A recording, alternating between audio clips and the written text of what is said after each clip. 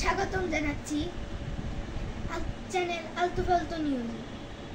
আজকে চ্যানেলে দেখাবো আসফিয়া রহমান কুমিল্লায় সানির বাসায় যাবেন, সেখানে সোনালী ময়ূর দেখানো যাক, দেখবেন আপনারা।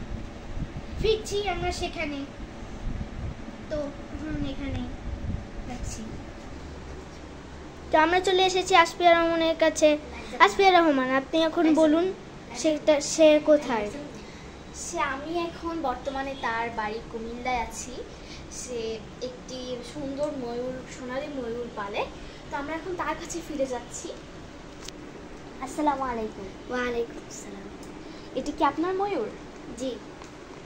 আচ্ছা, এই ময়ূরটা আপনি কতদিন ধরে পালেন? 2-3 বছর ধরে। আচ্ছা, এটি আপনি কোথায় পেয়েছেন?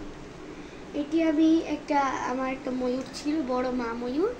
তো সেখান থেকে সে বাচ্চা দিয়েছে।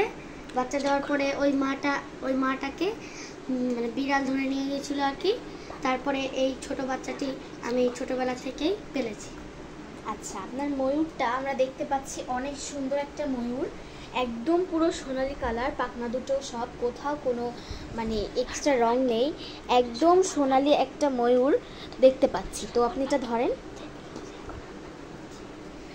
তো ধন্যবাদ।